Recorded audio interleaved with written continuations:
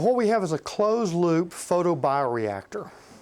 So our goal is to produce the greatest amount of biomass from algae that we can.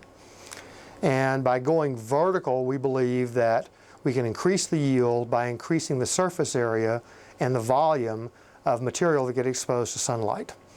So we have a system that continually recycles, so it's a dynamic system in a closed loop. So algae goes down and starts out in a tank, gets picked up by a pump, goes up into the reactors, and then gravity takes control, moves it through the reactors, they get exposed to sunlight, go back into the tank, and the cycle is repeated over and over again. I know that algae is the fastest organism, fastest growing plant on the planet, and it sequesters the greatest amount of carbon dioxide. But at the same time, it produces lipids, basically vegetable oil, and a lot of it. So if you look at a single cell of algae in the right species, as much as 50% of its body weight is a high-grade vegetable oil. So while we're sequestering carbon dioxide, we're also producing these high-grade lipids that can be used for a variety of purposes.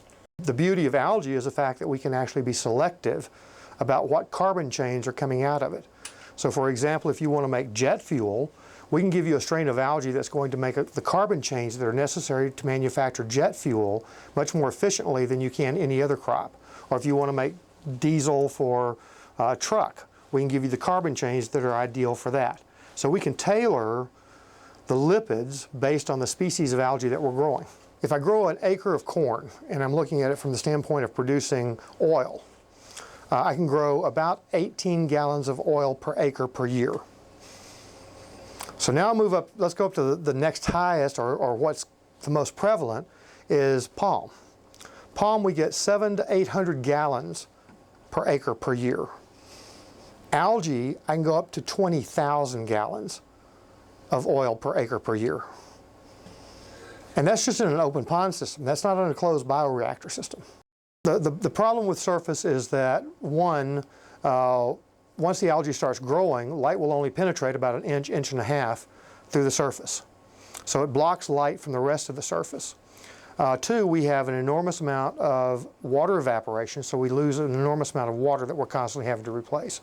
And the third most critical thing to us is that we get contaminants from other algae species that just float in and out of the atmosphere, land in there, and become competitive with the algae that we want to grow.